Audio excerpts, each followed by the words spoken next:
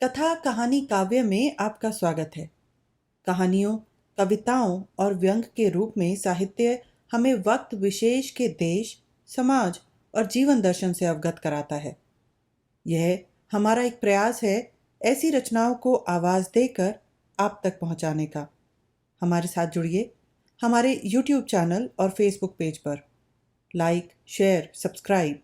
कथा कहानी काव्य। आइए सुनते हैं मुंशी प्रेमचंद की कहानी बेटों वाली विधवा।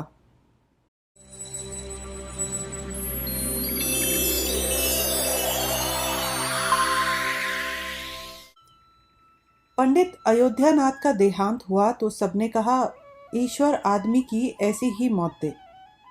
4 जवान बेटे थे, एक लड़की। चारों लड़कों के विवाह हो चुके थे, केवल लड़की कुंवारी थी। संपत्ति भी काफ़ी छोड़ी थी। 1 पक्का मकान, 2 बगीचे, कई हजार के गहने और 20,000 नकद। विधवा फूलमती को शौक तो हुआ और कई दिन तक बेहाल पड़ी रही, लेकिन जवान बेटों को सामने देखकर उसे ढाढ़स हुआ। चारों लड़के एक से एक सुशील, चारों बहुएं एक से बढ़कर एक आज्ञाकारिणी। जब वह रात को लेटती तो चारों बारी बारी से उसके पांव दबाती। वह स्नान करने उठती तो उसकी साड़ी छांटती। सारा घर उसके इशारे पर चलता था। बड़ा लड़का कामता एक दफ्तर में 50 रुपए पर नौकर था। छोटा उमानाथ डॉक्टरी पास कर चुका था और कहीं औषधालय खोलने की फिराक में था। तीसरा दयानाथ बीए में फेल हो गया था और पत्रिकाओं में लेख लिखकर कुछ न कुछ कमा लेता था। चौथा सीतानाथ चारों में सबसे कुशाग्र बुद्धि और होनहार था और अब की साल बीए प्रथम श्रेणी में पास करके एमए की तैयारी में लगा हुआ था। किसी लड़के में वह दुर्व्यसन, वह छैलापन, वह लुटाऊपन न था जो माता पिता को जलाता और कुल मर्यादा को डुबाता है। फूलमती घर की मालकिन थी। गो की कुंजियां बड़ी बहू के पास रहती थीं। बुढ़िया में वह अधिकार प्रेम न था जो वृद्धजनों को कटु और कलहशील बना दिया करता है, किंतु उसकी इच्छा के बिना कोई बालक मिठाई तक न मांग सकता था। संध्या हो गई थी। पंडित को मरे आज 12वां दिन था। कल 13वीं है। ब्रह्म भोज होगा। बिरादरी के लोग निमंत्रित होंगे। उसी की तैयारियां हो रही थी। फूलमती अपनी कोठरी में बैठी देख रही थी। पल्लेदार बोरे में आटा लाकर रख रहे हैं। घी के टिन आ रहे हैं। शाक भाजी के टोकरे, शक्कर की बोरियां, दही के मटके चले आ रहे हैं। महापात्र के लिए दान की चीजें लाई गईं।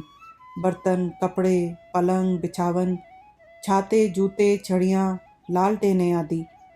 किंतु फूलमती को कोई चीज नहीं दिखाई गई। नियमानुसार ये सब सामान उसके पास आने चाहिए थे। वह प्रत्येक वस्तु को देखती, उसे पसंद करती, उसकी मात्रा में कमी बेशी का फैसला करती। तब इन चीज़ों को भंडारे में रखा जाता। क्यों उसे दिखाने और उसकी राय लेने की ज़रूरत नहीं समझी गई? अच्छा, वह आटा 3 ही बोरा क्यों आया? उसने तो 5 बोरों के लिए कहा था। घी भी 5 ही कनस्तर है, उसने तो 10 कनस्तर मंगाए थे। इसी तरह शाक भाजी, शक्कर, दही आदि में भी कमी की गई होगी। किसने उसके हुक्म में हस्तक्षेप किया? जब उसने एक बात तय कर दी, तब किसे उसको घटाने बढ़ाने का अधिकार है? आज 40 वर्षों से घर के प्रत्येक मामले में फूलमती की बात सर्वमान्य थी। उसने 100 कहा तो 100 खर्च किए गए, 1 कहा तो 1। किसी ने मीन मेक न की। यहाँ तक कि पंडित अयोध्यानाथ भी उसकी इच्छा के विरुद्ध कुछ न करते थे। पर आज उसकी आंखों के सामने प्रत्यक्ष रूप से उसके हुक्म की उपेक्षा की जा रही है। इसे वह क्यों कर स्वीकार कर सकती? कुछ देर तक तो वह जब्त किए बैठी रही, पर अंत में न रहा गया। स्वायत्त शासन उसका स्वभाव हो गया था। वह क्रोध में भरी हुई आई और कामतानाथ से बोली, क्या आटा 3 ही बोरे लाए? मैंने तो 5 बोरों के लिए कहा था और घी भी 5 ही टिन मंगवाया। तुम्हें याद है मैंने 10 कनस्तर कहा था। किफायत को मैं बुरा नहीं समझती, लेकिन जिसने यह कुआं खोदा उसी की आत्मा पानी को तरसे, ये कितनी लज्जा की बात है। कामतानाथ ने क्षमा याचना न की, अपनी भूल भी स्वीकार न की, लज्जित भी नहीं हुआ। 1 मिनट तो विद्रोही भाव से खड़ा रहा, फिर बोला, हम लोगों की सलाह 3 ही बोरों की हुई और 3 बोरे के लिए 5 टिन घी काफी था। इसी हिसाब से और चीजें भी कम कर दी गईं। फूलमती उग्र होकर बोली, किसकी राय से आटा कम किया गया? हम लोगों की राय से। तो मेरी राय कोई चीज नहीं है? है क्यों नहीं? लेकिन अपना हानि लाभ तो हम समझते हैं। फूलमती हक्की बक्की होकर उसका मुंह ताकने लगी। इस वाक्य का आशय उसकी समझ में ना आया। अपना हानि लाभ? अपने घर में हानि लाभ की जिम्मेदार वह आप है। दूसरों को चाहे वे उसके पेट के जन्मे पुत्र ही क्यों ना हो, उसके कामों में हस्तक्षेप करने का क्या अधिकार? यह लौंडा तो इस ढिठाई से जवाब दे रहा है मानो घर उसी का है, उसी ने मर मर कर गृहस्थी जोड़ी है। मैं तो गैर हूं। जरा इसकी हेकड़ी तो देखो। उसने तमतमाए हुए मुख से कहा, मेरे हानि लाभ के जिम्मेदार तुम नहीं हो। मुझे अख्तियार है, जो उचित समझूं वह करूं। अभी जाकर 2 बोरे आटा और 5 टिन घी और लाओ, और आगे के लिए खबरदार जो किसी ने मेरी बात काटी। अपने विचार में उसने काफी तंबीह कर दी थी। शायद इतनी कठोरता अनावश्यक थी। उसे अपनी उग्रता पर खेद हुआ। लड़के ही तो हैं, समझे होंगे कुछ किफायत करनी चाहिए। मुझसे इसलिए न पूछा होगा कि अम्मा तो खुद हर एक काम में किफायत करती हैं। अगर इन्हें मालूम होता इस काम को मैं किफायत पसंद ना करूंगी तो कभी इन्हें मेरी उपेक्षा करने का साहस ना होता। यद्यपि कामतानाथ अब भी उसी जगह खड़ा था और उसकी भावभंगी से ऐसा ज्ञात होता था कि इस आज्ञा का पालन करने के लिए वह बहुत उत्सुक नहीं। पर फूलमती निश्चिंत होकर अपनी कोठरी में चली गई। इतनी तंबीह पर भी किसी को अवज्ञा करने की सामर्थ्य हो सकती है, इसकी संभावना का ध्यान भी उसे न आया। पर ज्यों ज्यों समय बीतने लगा उस पर यह हकीकत खुलने लगी कि इस घर में अब उसकी वह हैसियत नहीं रही जो 10-12 दिन पहले थी। संबंधियों के यहाँ नेवते में शक्कर, मिठाई, दही, अचार आ रहे थे। बड़ी बहू इन वस्तुओं को स्वामिनी भाव से संभाल संभाल कर रख रही थी। कोई भी उससे पूछने नहीं आता। बिरादरी के लोग जो कुछ पूछते हैं, कामतानाथ से या बड़ी बहू से। कामतानाथ कहाँ का बड़ा इंतजामकार है, रात दिन भंग पिए पड़ा रहता है। किसी तरह रो धोकर दफ्तर चला जाता है। उसमें भी महीने में 15 नागों से कम नहीं होते। वह तो कहो साहब पंडित जी का लिहाज करता है, नहीं तो अब तक कभी का निकाल देता। और बड़ी बहू जैसी फूहड़ औरत भला इन सब बातों को क्या समझेगी? अपने कपड़े लत्ते तक तो उससे जतन से नहीं रखे जाते, चली है गृहस्थी चलाने। हद होगी और क्या। सब मिलकर कुल की नाक कटवाएंगे। वक्त पर कोई ना कोई चीज कम हो जाएगी। इन कामों के लिए बड़ा अनुभव चाहिए। कोई चीज तो इतनी बन जाएगी कि मारी मारी फिरेगा। कोई चीज इतनी कम बनेगी, किसी पत्तल पर पहुंचेगी, किसी पर नहीं। आखिर इन सबों को हो क्या गया है? अच्छा, बहू तिजोरी क्यों खोल रही है? वह मेरी आज्ञा के बिना तिजोरी खोलने वाली होती कौन है? कुंजी उसके पास है अवश्य, लेकिन जब तक मैं रुपये ना निकलवाऊं तिजोरी नहीं खुलती। आज तो इस तरह खोल रही है मानो मैं कुछ हूं ही नहीं। यह मुझसे न बर्दाश्त होगा। वह झमक कर उठी और बहू के पास जाकर कठोर स्वर में बोली, तिजोरी क्यों खोलती हो बहू? मैंने तो खोलने को नहीं कहा। बड़ी बहू ने निसंकोच भाव से उत्तर दिया, बाजार से सामान आया है तो दाम न दिया जाएगा? कौन चीज किस भाव में आई है और कितनी आई है यह मुझे कुछ नहीं मालूम। जब तक हिसाब किताब ना हो जाए रुपए कैसे दिए जाएं? हिसाब किताब सब हो गया है। किसने किया? अब मैं क्या जानूं किसने किया? जाकर मर्दों से पूछो। मुझे हुक्म मिला रुपए लाकर दे दो तो रुपए लिए जाती हूं। फूलमती खून का घूंट पीकर रह गई। इस वक्त बिगड़ने का अवसर न था। घर में मेहमान स्त्री पुरुष भरे हुए थे। अगर इस वक्त उसने लड़कों को डांटा तो लोग यही कहेंगे कि इनके घर में पंडित जी के मरते ही फूट पड़ गई। दिल पर पत्थर रखकर फिर अपनी कोठरी में चली गई। जब मेहमान विदा हो जाएंगे तब वह एक एक की खबर लेगी। तब देखेगी कौन उसके सामने आता है और क्या कहता है। इनकी सारी चौकड़ी भुला देगी। किंतु कोठरी के एकांत में भी वह निश्चिंत न बैठी थी। सारी परिस्थिति को गिद्ध दृष्टि से देख रही थी। कहाँ सत्कार का कौन सा नियम भंग होता है, कहाँ मर्यादाओं की उपेक्षा की जाती है। भोज आरंभ हो गया। सारी बिरादरी एक साथ पंगत में बैठा दी गई। आंगन में मुश्किल से 200 आदमी बैठ सकते हैं। ये 500 आदमी इतनी सी जगह में कैसे बैठ जाएंगे? क्या आदमी के ऊपर आदमी बिठाए जाएंगे? 2 पंगतों में लोग बिठाए जाते तो क्या बुराई हो जाती? यही तो होता है कि 12 बजे की जगह भोज 2 बजे समाप्त होता, मगर यहां तो सबको सोने की जल्दी पड़ी हुई है। किसी तरह यह बला सिर से टले और चैन से सोएं। लोग कितने सटकर बैठे हुए हैं कि किसी को हिलने की भी जगह नहीं। पत्तल एक पर एक रखे हुए हैं। पूरियां ठंडी हो गई हैं, लोग गरम गरम मांग रहे हैं। मैदे की पूरियां ठंडी होकर चिमड़ी हो जाती हैं। इन्हें कौन खाएगा? रसोइये को कढ़ाव पर से जाने क्यों उठा दिया गया? यही सब बातें नाक काटने की हैं। सहसा शोर मचा। तरकारियों में नमक नहीं। बड़ी बहू जल्दी जल्दी नमक पीसने लगी। फूलमती क्रोध के मारे होंठ चबा रही थी, पर इस अवसर पर मुंह न खोल सकती थी। बोरे भर नमक पिसा और पत्तलों पर डाला गया। इतने में फिर शोर मचा। पानी गर्म है, ठंडा पानी लाओ। ठंडे पानी का कोई प्रबंध न था। बर्फ भी न मंगाई गई। आदमी बाजार दौड़ाया गया, मगर बाजार में इतनी रात गए बर्फ कहाँ? आदमी खाली हाथ लौट आया। मेहमानों को वही नल का गर्म पानी पीना पड़ा। फूलमती का बस चलता तो लड़कों का मुंह नोच लेती। ऐसी छिचालेदार उसके घर में कभी ना हुई थी।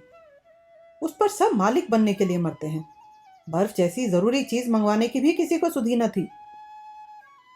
सुधि कहाँ से रहे जब किसी को गप लड़ाने से फुर्सत ना मिले। मेहमान अपने दिल में क्या कहेंगे कि चले हैं बिरादरी को भोज देने और घर में बर्फ तक नहीं। अच्छा, फिर यह हलचल क्यों मच गई? अरे, लोग पंगत से उठे जा रहे हैं। क्या मामला है? फूलमती उदासीन न रह सकी। कोठरी से निकलकर बरामदे में आई और कामतानाथ से पूछा, क्या बात हो गई लल्ला? लोग उठे क्यों जा रहे हैं? कामता ने कोई जवाब न दिया, वहां से खिसक गया। फूलमती झुंझला कर रह गई। सहसा कहारिन मिल गई। फूलमती ने उससे भी यह प्रश्न किया। मालूम हुआ किसी के शोरबे में मरी हुई चूहिया निकल आई। फूलमती चित्र लिखित सी वहीं खड़ी रह गई। भीतर ऐसा उबाल उठा कि दीवार से सिर टकरा ले। अभागे भोज का प्रबंध करने चले थे। इस फूहड़पन की कोई हद है। कितने आदमियों का धर्म सत्यानाश हो गया। फिर पंगत क्यों ना उठ जाए? आंखों से देखकर अपना धर्म कौन गंवाएगा? सारा किया धरा मिट्टी में मिल गया। सैकड़ों रुपए पर पानी फिर गया। बदनामी हुई वह अलग। मेहमान उठकर जा चुके थे। पत्तलों पर खाना ज्यों का त्यों पड़ा हुआ था। चारों लड़के आंगन में लज्जित खड़े थे। एक दूसरे को इल्जाम दे रहा था। बड़ी बहू अपनी देवरानियों पर बिगड़ रही थी। देवरानियां सारा दोष कुमुद के सिर डालती थी। कुमुद खड़ी रो रही थी। उसी वक्त फूलमती झल्लाई हुई आकर बोली, मुंह में कालिक लगी कि नहीं, या अभी कुछ कसर बाकी है? डूब मरो सब के सब जाकर चुल्लू भर पानी में। शहर में कहीं मुंह दिखाने लायक भी नहीं रहे। किसी लड़के ने जवाब न दिया। फूलमती और भी प्रचंड होकर बोली, तुम लोगों को क्या, किसी को शर्म हया तो है नहीं? आत्मा तो उनकी रो रही है जिन्होंने अपनी जिंदगी घर की मर्जाद बनाने में खराब कर दी। उनकी पवित्र आत्मा को तुमने यूं कलंकित किया। शहर में थोड़ी थोड़ी हो रही है। अब कोई तुम्हारे द्वार पर पेशाब करने तो आएगा नहीं। कामतानाथ कुछ देर तक तो चुपचाप खड़ा सुनता रहा। आखिर झुंझला कर बोला, अच्छा, अब चुप करो अम्मा। भूल हुई, हम सब मानते हैं, बड़ी भयंकर भूल हुई। लेकिन अब क्या उसके लिए घर के प्राणियों को हलाल कर डालोगी? सभी से भूलें होती हैं, आदमी पछता कर रह जाता है। किसी की जान तो नहीं मारी जाती। बड़ी बहू ने अपनी सफाई दी। हम क्या जानते थे कि बीबी से इतना सा काम भी ना होगा। इन्हें चाहिए था कि देखकर तरकारी कढ़ाव में डालती, टोकरी उठाकर कढ़ाव में डाल दी। हमारा क्या दोष। कामतानाथ ने पत्नी को डांटा। इसमें ना कुमुद का कसूर है, न तुम्हारा न मेरा। संयोग की बात है। बदनामी भाग में लिखी थी वह हुई। इतने बड़े भोज में एक एक मुट्ठी तरकारी कढ़ाव में नहीं डाली जाती, टोकरे के टोकरे उंडेल दिए जाते हैं। कभी कभी ऐसी दुर्घटना होती है, पर इसमें कैसी जग हंसाई और कैसी नाक कटाई। तुम खाम खा जले पर नमक छिड़कती हो। फूलमती ने दांत पीस कर कहा। शर्माते तो नहीं, उल्टे और बेहयाई की बातें करते हो। कामतानाथ ने निसंकोच होकर कहा। शर्माऊं क्यों? किसी की चोरी की है? चीनी में चींटे और आटे में घुन यह नहीं देखे जाते। पहले हमारी निगाह न पड़ी, बस यही बात बिगड़ गई। नहीं चुपके से चूहिया निकालकर फेंक देते, किसी को खबर भी ना होती। फूलमती ने चकित होकर कहा। क्या कहता है? मरी चूहिया खिलाकर सबका धर्म बिगाड़ देता? कामता हंसकर बोला। क्या पुराने जमाने की बात करती हो अम्मा? इन बातों से किसी का धर्म नहीं जाता। यह धर्मात्मा लोग जो पत्तल पर से उठ गए हैं, इनमें से कौन है जो भेड़ बकरी का मांस ना खाता हो? तालाब के कछुए और घोंगे तक तो किसी से बचते नहीं। जरा सी चूहिया में क्या रखा था? फूलमती को ऐसा प्रतीत हुआ कि अब प्रलय आने में बहुत देर नहीं है। जब पढ़े लिखे आदमियों के मन में ऐसे अधार्मिक भाव आने लगे तो फिर धर्म की भगवान ही रक्षा करें। अपना सा मुंह लेकर चली गई। 2 महीने गुजर गए हैं। रात का समय है। चारों भाई दिन के काम से छुट्टी पाकर कमरे में बैठे गपशप कर रहे हैं। बड़ी बहू भी षड्यंत्र में शरीक है। कुमुद के विवाह का प्रश्न छिड़ा हुआ है। कामतानाथ ने मसनद पर टेक लगाते हुए कहा। दादा की बात दादा के साथ गई। पंडित विद्वान भी है और कुलीन भी होंगे, लेकिन जो आदमी अपनी विद्या और कुलीनता को रुपयों पर बेचे वह नीच है। ऐसे नीच आदमी के लड़के से हम कुमुद का विवाह सेंत में भी ना करेंगे। 5,000 तो दूर की बात है। उसे बताओ धता और किसी दूसरे वर की तलाश करो। हमारे पास कुल 20,000 ही तो हैं। एक एक के हिस्से में 5-5 हजार आते हैं। 5,000 दहेज में दे दें और 5,000 नेग न्योछावर बाजे गाजे में उड़ा दें, तो फिर हमारी बधियाई बैठ जाएगी। उमानाथ बोले। मुझे अपना औषधालय खोलने के लिए कम से कम 5,000 की जरूरत है। मैं अपने हिस्से में से 1 पाई भी नहीं दे सकता। फिर खुलते ही आमदनी तो होगी नहीं। कम से कम साल भर घर से खाना पड़ेगा। दयानाथ एक समाचार पत्र देख रहे थे। आंखों से ऐनक उतारते हुए बोले। मेरा विचार भी एक पत्र निकालने का है। प्रेस और पत्र में कम से कम 10,000 का कैपिटल चाहिए। 5,000 मेरे रहेंगे तो कोई ना कोई साझेदार भी मिल जाएगा। पत्रों में लेख लिखकर मेरा निर्वाह नहीं हो सकता। कामतानाथ ने सिर हिलाते हुए कहा। अजी राम भजो, सेंत में कोई लेख छपता नहीं, रुपए कौन देता है? दयानाथ ने प्रतिवाद किया। नहीं, यह बात तो नहीं है। मैं तो कहीं भी बिना पेशगी पुरस्कार लिए नहीं लिखता। कामता ने जैसे अपने शब्द वापस लिए। तुम्हारी बात मैं नहीं कहता भाई। तुम तो थोड़ा बहुत मार लेते हो, लेकिन सबको तो नहीं मिलता। बड़ी बहू ने श्रद्धा भाव से कहा। कन्या भाग्यवान हो तो दरिद्र घर में भी सुखी रह सकती है। अभागी हो तो राजा के घर में भी रोएगी। यह सब तो नसीबों का खेल है। कामतानाथ ने स्त्री की ओर प्रशंसा भाव से देखा। फिर इसी साल हमें सीता का विवाह भी तो करना है। सीतानाथ सबसे छोटा था। सिर झुकाए भाइयों की स्वार्थ भरी बातें सुन सुनकर कुछ कहने के लिए उतावला हो रहा था। अपना नाम सुनते ही बोला। मेरे विवाह की आप चिंता न करें। मैं जब तक किसी धंधे में न लग जाऊं, विवाह का नाम भी न लूंगा। और सच पूछिए तो मैं विवाह करना ही नहीं चाहता। देश को इस समय बालकों की जरूरत नहीं, काम करने वालों की जरूरत है। मेरे हिस्से के रुपए आप कुमुद के विवाह में खर्च कर दें। सारी बातें तय हो जाने के बाद यह उचित नहीं है कि पंडित मुरारी लाल से संबंध तोड़ लिया जाए।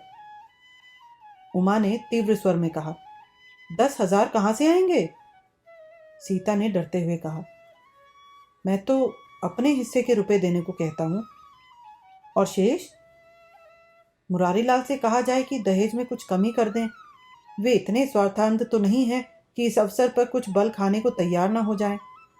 अगर वह 3,000 में संतुष्ट हो जाएं तो 5,000 में विवाह हो सकता है।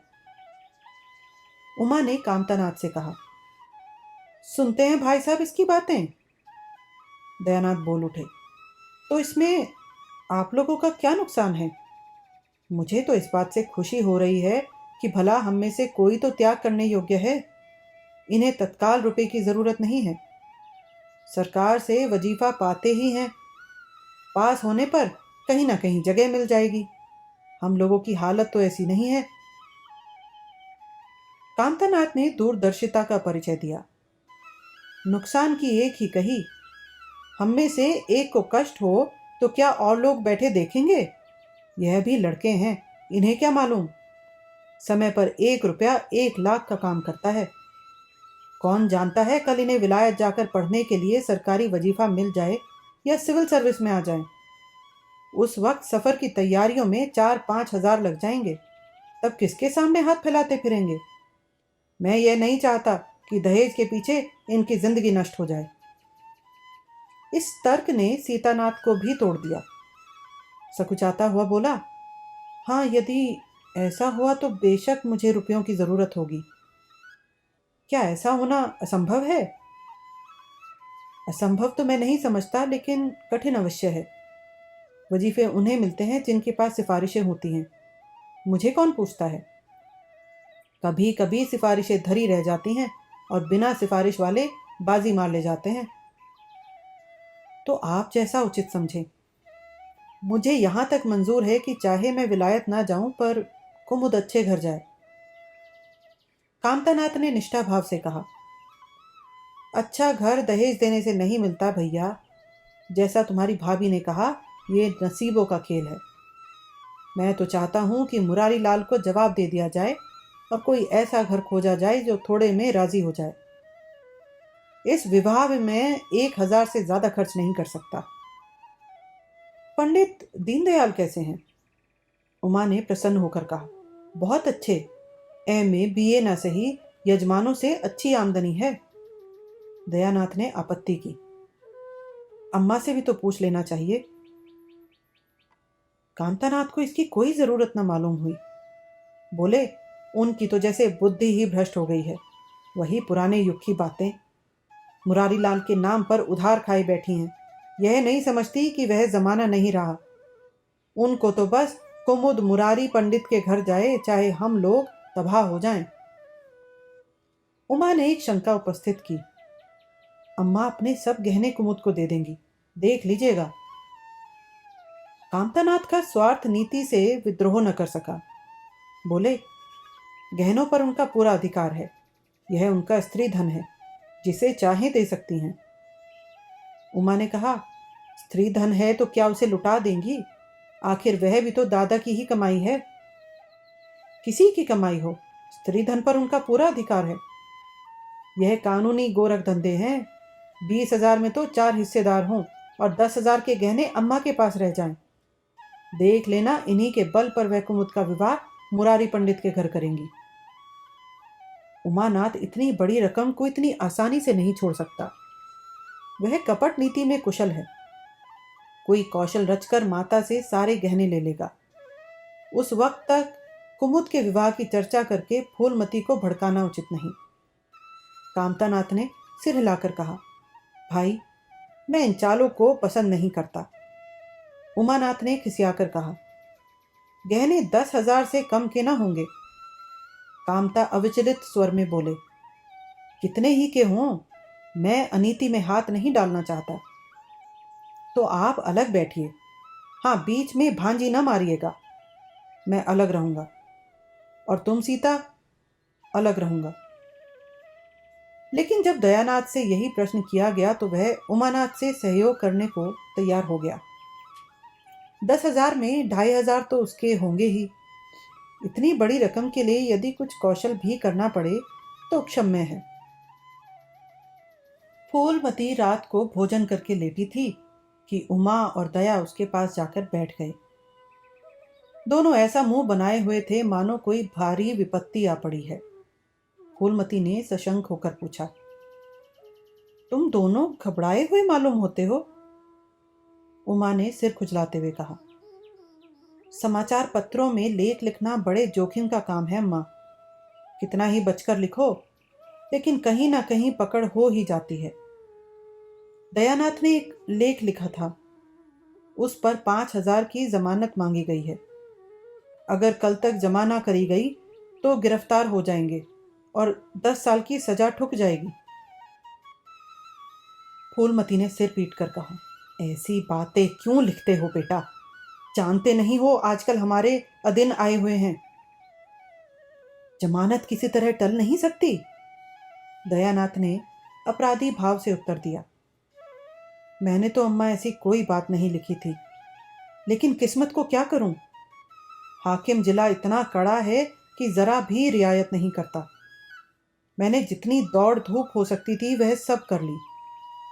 तो तुमने कामता से रुपए का प्रबंध करने को नहीं कहा? उमा ने मुंह बनाया। उनका स्वभाव तो तुम जानती हो अम्मा, उन्हें रुपए प्राणों से प्यारे हैं। चाहे इन्हें काला पानी ही हो जाए, वह एक पाई न देंगे। दयानाथ ने समर्थन किया, मैंने तो उनसे इसका जिक्र ही नहीं किया। फूलमती ने चारपाई से उठते हुए कहा, चलो मैं कहती हूं, देगा कैसे नहीं। रुपए इसी दिन के लिए होते हैं कि गाड़ कर रखने के लिए। उमानाथ ने माता को रोककर कहा, नहीं अम्मा, उनसे कुछ ना कहो। रुपए तो ना देंगे, उल्टे और हाय हाय मचाएंगे। उनको अपनी नौकरी की खैरियत मनानी है, इन्हें घर में भी रहने ना देंगे। अफसरों में जाकर खबर दे दें तो आश्चर्य नहीं। फूलमती ने लाचार होकर कहा, तो फिर जमानत का क्या प्रबंध करोगे? मेरे पास तो कुछ नहीं है। हाँ, मेरे गहने हैं, इन्हें ले जाओ, कहीं गिरोह रखकर जमानत दे दो, और आज से कान पकड़ो कि किसी पत्र में एक शब्द भी ना लिखोगे। दयानाथ कानों पर हाथ रखकर बोला, यह तो नहीं हो सकता अम्मा कि तुम्हारे जेवर लेकर मैं अपनी जान बचाऊं। 10-5 साल की कैद ही तो होगी, झेल लूंगा। यहीं बैठा बैठा क्या कर रहा हूं। फूलमती छाती पीटते हुए बोली, कैसी बातें मुंह से निकालते हो बेटा? मेरे जीते जी तुम्हें कौन गिरफ्तार कर सकता है? उसका मुंह झुलस दूंगी।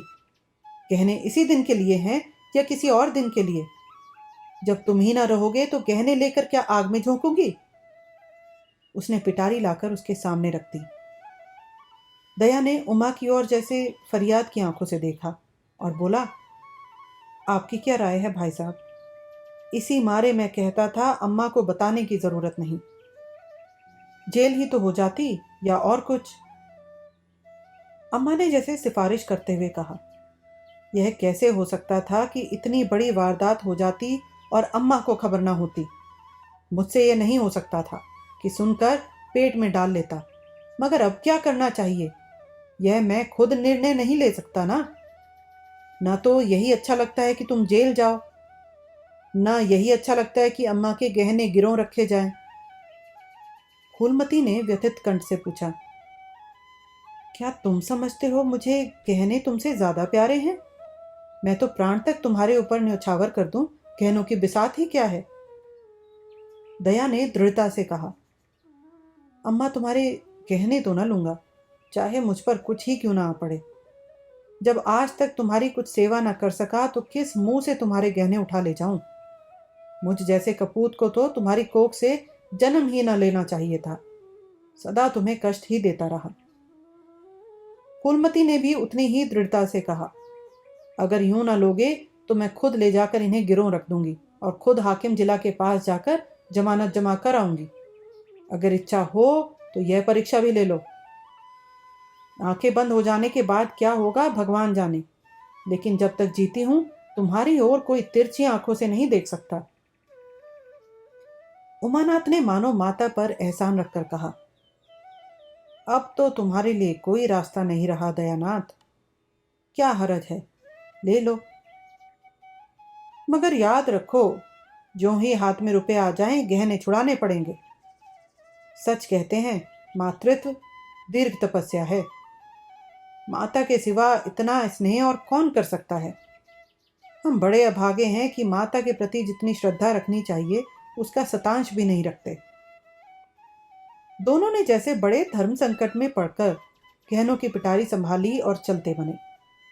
माता वात्सल्य भरी आंखों से उनकी ओर देख रही थी और उसकी संपूर्ण आत्मा का आशीर्वाद जैसे उन्हें अपनी गोद में समेट लेने के लिए व्याकुल हो रहा था। आज कई महीने के बाद उसके भग्न मातृ हृदय को अपना सर्वस्व अर्पण करके जैसे आनंद की विभूति मिली। उसकी स्वामिनी कल्पना इसी त्याग के लिए, इसी आत्मसमर्पण के लिए जैसे कोई मार्ग ढूंढती रहती थी। अधिकार या लोभ या ममता की वहां गंध तक न थी। त्याग ही उसका आनंद और त्याग ही उसका अधिकार है। आज अपना खोया हुआ अधिकार पाकर अपनी सिरजी हुई प्रतिमा पर अपने प्राणों की भेंट करके वह निहाल हो गई।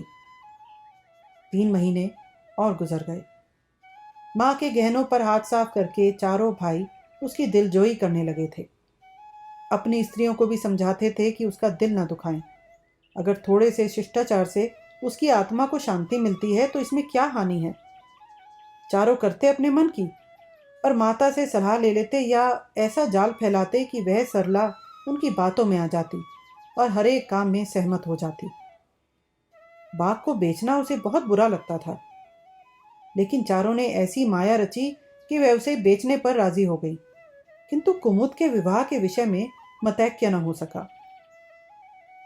पंडित मुरारी लाल पर जमी हुई थी बात। लड़के दीनदयाल पर अड़े हुए थे। एक दिन आपस में कलह हो गई। फूलमती ने कहा, माँ बाप की कमाई में बेटी का भी हिस्सा है। तुम्हें 16,000 का एक बाग मिला, 25,000 का एक मकान, 20,000 नकद में क्या 5,000 भी कुमुद का हिस्सा नहीं है? कामता ने नम्रता से कहा, अम्मा, कुमुद आपकी लड़की है तो हमारी बहन है। आप 2-4 साल में प्रस्थान कर जाएंगी, पर हमारा और उसका बहुत दिनों तक संबंध रहेगा। तब हम यथाशक्ति कोई ऐसी बात ना करेंगे जिससे उसका मंगल हो। लेकिन हिस्से की बात कहती हो तो कुमुद का हिस्सा कुछ नहीं। दादा जीवित थे तब और बात थी। वह उसके विवाह में जितना चाहते खर्च करते, कोई उनका हाथ ना पकड़ सकता था। लेकिन अब तो हमें एक एक पैसे की किफ़ायत करनी पड़ेगी। जो काम 1000 में हो जाए उसके लिए 5,000 खर्च करना कहाँ की बुद्धिमानी है। उमानाथ ने सुधारा, 5,000 क्यों, 10,000 कहिए। कामता ने भवें सिकोड़ कर कहा, नहीं, मैं 5,000 ही कहूँगा। एक विवाह में 5,000 खर्च करने की हमारी हैसियत नहीं है। फूलमती ने जिद पकड़कर कहा, विवाह तो मुरारी लाल के पुत्र से ही होगा। 5,000 खर्च हो चाहे 10,000, मेरे पति की कमाई है। मैंने मर मर कर जोड़ा है, अपनी इच्छा से खर्च करूंगी। तुम्ही ने मेरी कोख से नहीं जन्म लिया है, कुमुद भी उसी कोख से आई है। मेरी आंखों में तुम सब बराबर हो। मैं किसी से कुछ नहीं मांगती। तुम बैठे तमाशा देखो, मैं सब कुछ कर लूंगी। 20,000 में 5,000 कुमुद का है। कामतानाथ को अब कड़वे सत्य की शरण लेने के सिवा और मार्ग न रहा। बोला, अम्मा, तुम बरबस बात बढ़ाती हो। जिन रुपयों को तुम अपना समझती हो वे तुम्हारे नहीं हैं। तुम हमारी अनुमति के बिना उनमें से कुछ खर्च नहीं कर सकती। फूलमती को जैसे सर्प ने डस लिया। क्या कहा? फिर तो कहना। मैं अपने ही संचय रुपए अपनी इच्छा से खर्च नहीं कर सकती? वे रुपए तुम्हारे नहीं रहे, हमारे हो गए। तुम्हारे होंगे मेरे मरने के पीछे। नहीं, दादा के मरते ही हमारे हो गए। उमानाथ ने बेहयाई से कहा, अम्मा, कानून कायदा तो जानती नहीं, नाहक उछलती हैं। फूलमती क्रोध विह्वल होकर रोकर बोली, भाड़ में जाए तुम्हारा कानून। मैं ऐसे कानून को नहीं जानती। तुम्हारे दादा ऐसे कोई धन्ना सेठ नहीं थे। मैंने ही पेट और तन काट कर यह गृहस्थी जोड़ी है, नहीं आज बैठने की छां न मिलती। मेरे जीते जी तुम मेरे रुपए नहीं छू सकते। मैंने 3 भाइयों के विवाह में 10-10 हजार खर्च किए हैं, वही मैं कुमुद के विवाह में भी खर्च करूंगी। कामतानाथ भी गर्म पड़ा। आपको कुछ भी खर्च करने का अधिकार नहीं है। उमानाथ ने बड़े भाई को डांटा, आप खामखा अम्मा के मुंह लगते हैं भाई साहब। मुरारी लाल को पत्र लिखिए कि तुम्हारे यहाँ कुमुद का विवाह ना होगा, बस छुट्टी हुई। कायदा कानून तो जानती नहीं, व्यर्थ की बहस करती हैं। फूलमती ने संयमित स्वर में कहा, अच्छा क्या कानून है, जरा मैं भी तो सुनूं। उमा ने निरीह भाव से कहा, कानून यही है कि बाप के मरने के बाद जायदाद बेटों की हो जाती है, मां का हक केवल रोटी कपड़े का है। फूलमती ने तड़प कर पूछा, किसने यह कानून बनाया है? उमा शांत स्थिर स्वर में बोला, हमारे ऋषियों ने, महाराज मनु ने, और किसने? फूलमती एक क्षण अवाक रहकर आहत कंठ से बोली, तो मैं इस घर में, मैं तुम्हारे टुकड़ों पर पड़ी हुई हूं। उमानाथ ने न्यायाधीश की निर्ममता से कहा, तुम जैसा समझो। फूलमती की संपूर्ण आत्मा मानो इस वज्रपात से चीत्कार करने लगी। उसके मुख से जलती हुई चिंगारियों की भांति यह शब्द निकल पड़े, मैंने घर बनवाया, मैंने संपत्ति जोड़ी, मैंने तुम्हें जन्म दिया, पाला, और आज मैं इस घर में गैर हूं। मनु का यही कानून है और तुम उसी कानून पर चलना चाहते हो। अच्छी बात है, अपना घर द्वार लो, मुझे तुम्हारी आश्रिता बनकर रहना स्वीकार नहीं। इससे कहीं अच्छा है कि मर जाऊं। वहां रे अंधेर, मैंने पेड़ लगाया और मैं ही उसकी छां में खड़ी नहीं हो सकती। अगर यही कानून है तो इसमें आग लग जाए। चारों युवक पर माता के इस क्रोध का और आतंक कोई असर नहीं हुआ। कानून का फौलादी कवच उनकी रक्षा कर रहा था। इन कांटों का उन पर क्या असर हो सकता था? जरा देर में फूलमती उठकर चली गई। आज जीवन में पहली बार उसका वात्सल्य मग्न मातृत्व अभिशाप बनकर उसे धिक्कारने लगा। जिस मातृत्व को उसने जीवन की विभूति समझा था, जिसके चरणों पर वह सदैव अपने समस्त अभिलाषाओं और कामनाओं को अर्पित करके अपने को धन्य मानती थी, वही मातृत्व आज उसे अग्निकुंड सा जान पड़ता, जिसमें उसका जीवन जलकर भस्म हो गया। संध्या हो गई थी। द्वार पर नीम का वृक्ष सिर झुकाए निस्तब्ध खड़ा था, मानो संसार की गति पर क्षुब्ध हो रहा है। अस्ताचल की ओर प्रकाश और जीवन का देवता फूलमती के मातृत्व की ही भांति अपनी चिता में जल रहा था। फूलमती अपने कमरे में जाकर लेटी तो उसे मालूम हुआ उसकी कमर टूट गई है। पति के मरते ही अपने पेट के लड़के उसके शत्रु हो जाएंगे, उसको स्वप्न में भी अनुमान न था। जिन लड़कों को उसने अपना हृदय रक्त पिला पिला कर पाला, वही आज उसके हृदय पर यूं आघात कर रहे हैं। अब वह घर उसे कांटों की सेज हो रहा था, जहां उसकी कुछ कद्र नहीं, कुछ गिनती नहीं। वहां अनाथों की भांति पड़ी रोटियां खाए, ये उसकी अभिमानी प्रकृति के लिए असह्य था। पर उपाय ही क्या था? वह लड़कों से अलग होकर रहे भी तो नाक किसकी कटेगी? संसार उसे थूके तो क्या और लड़कों को थूके तो क्या, बदनामी तो उसी की है। दुनिया यही तो कहेगी कि 4 जवान बेटों के होते बुढ़िया अलग पड़ी हुई मजूरी करके पेट पाल रही है। जिन्हें उसने हमेशा नीच समझा, वही उस पर हंसेंगे। नहीं, वह अपमान इस अनादर से कहीं ज्यादा हृदय विदारक था। अब अपना और घर का पर्दा ढका रहने में ही कुशल है। हाँ, अब उसे अपने को नई परिस्थितियों के अनुकूल बनाना पड़ेगा। समय बदल गया है। अब तक स्वामिनी बनकर रही, अब लौंडी बनकर रहना पड़ेगा। ईश्वर की यही इच्छा है। अपने बेटों की बातें और लातें गैरों की बातों और लातों की अपेक्षा फिर भी गनीमत हैं। वह बड़ी देर तक मुंह ढांपे अपनी दशा पर रोती रही। सारी रात इसी आत्मवेदना में कट गई। शरद का प्रभाव डरता डरता उषा की गोद से निकला, जैसे कोई कैदी छिपकर जेल से भाग आया हो। फूलमती अपने नियम के विरुद्ध आज तड़के ही उठी। रात भर में उसका मानसिक परिवर्तन हो चुका था। सारा घर सो रहा था और वह आंगन में झाड़ू लगा रही थी। रात भर ओस में भीगी हुई उसकी पक्की जमीन उसके नंगे पैरों में कांटों की तरह चुभ रही थी। पंडित जी उसे कभी इतने सवेरे उठने न देते थे। शीत उसके लिए बहुत हानिकारक था, पर अब वह दिन नहीं रहे।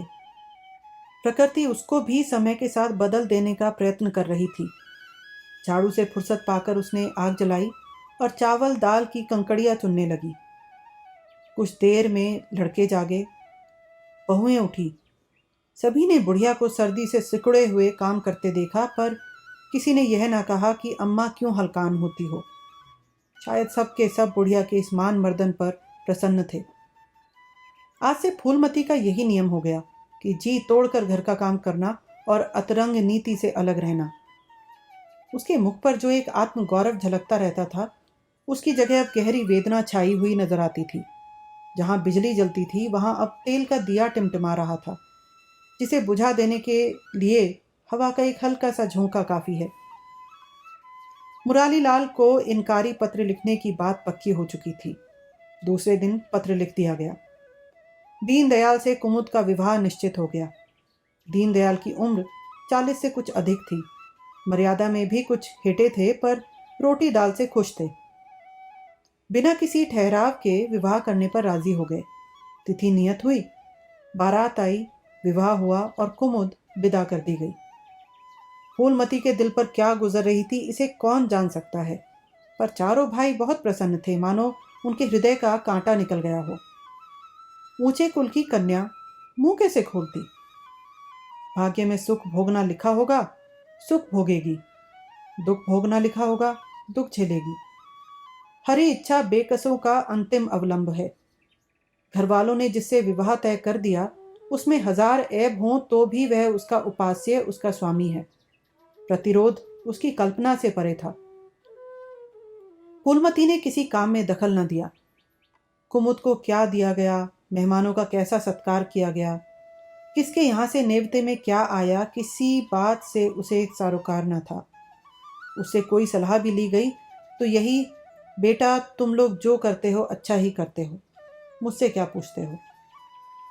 जब कुमुद के लिए द्वार पर डोली आ गई और कुमुद माँ के गले लिपट कर रोने लगी, तो वह बेटी को अपनी कोठरी में ले गई और जो कुछ 100-50 रुपये निकले और 2-4 मामूली गहने उसके पास बच रहे थे, बेटी के आंचल में डालकर बोली, बेटी मेरी तो मन की मन में रह गई, नहीं तो क्या आज तुम्हारा विवाह इस तरह होता और तुम क्या इस तरह विदा की जाती।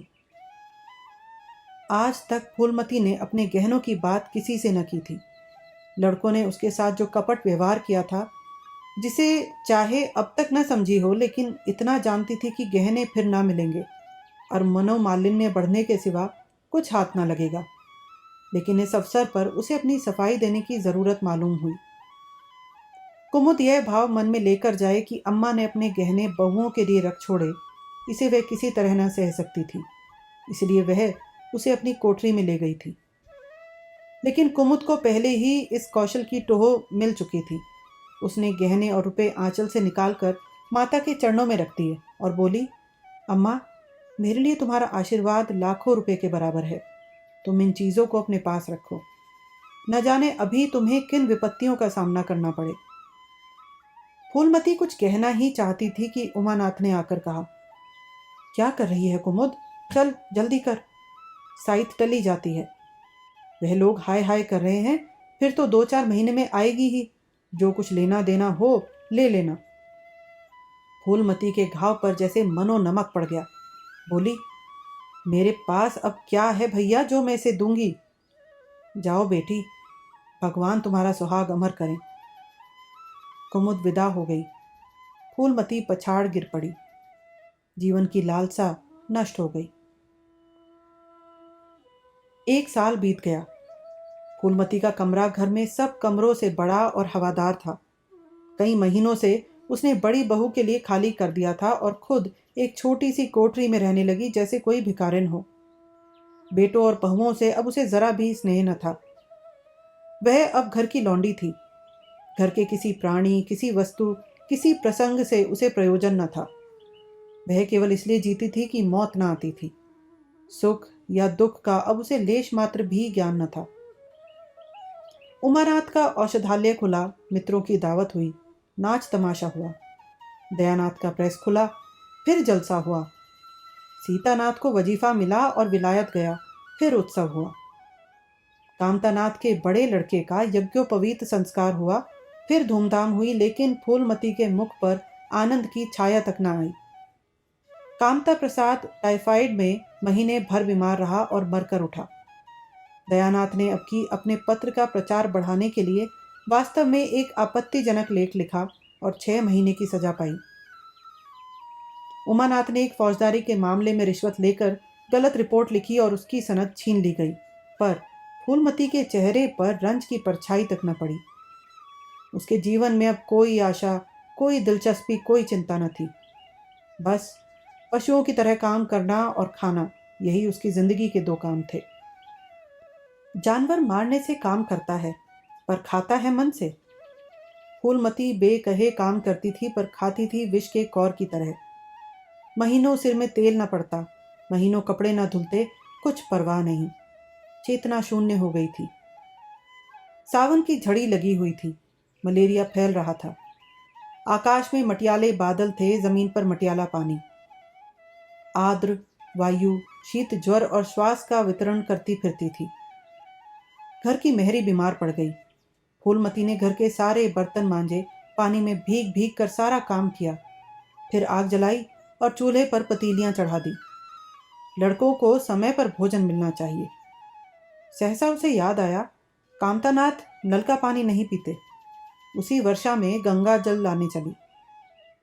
कामतानाथ ने पलंग पर लेटे लेटे कहा, रहने दो अम्मा, मैं पानी भर लाऊंगा, आज मेहरी खूब बैठ रही। फूलमती ने मटियाले आकाश की ओर देखकर कहा, तुम भीग जाओगे बेटा, सर्दी हो जाएगी।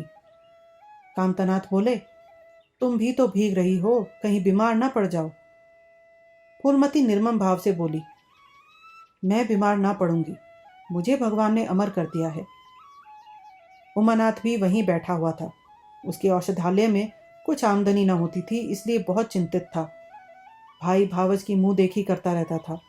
बोला, जाने भी दो भैया, बहुत दिनों बहुओं पर राज कर चुकी हैं, उसका प्रायश्चित तो करने दो। गंगा बढ़ी हुई थी जैसे समुद्र हो, क्षितिज के सामने के कूल से मिला हुआ था। किनारों के वृक्षों की केवल फुनगियां पानी के ऊपर रह गई थी। घाट ऊपर तक पानी में डूब गए थे।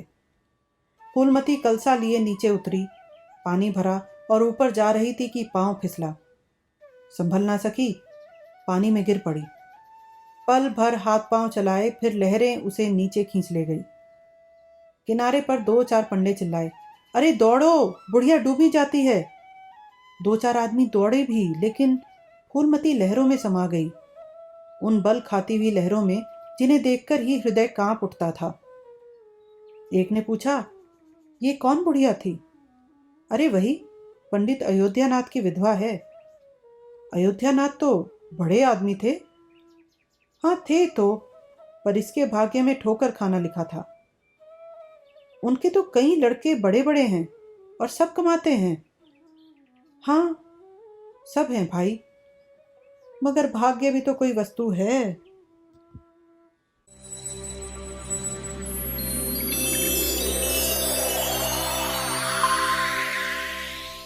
हमारे साथ बने रहने के लिए धन्यवाद। जल्दी ही फिर मिलते हैं एक नई प्रस्तुति के साथ। मैं हूं आपकी दोस्त मनीषा।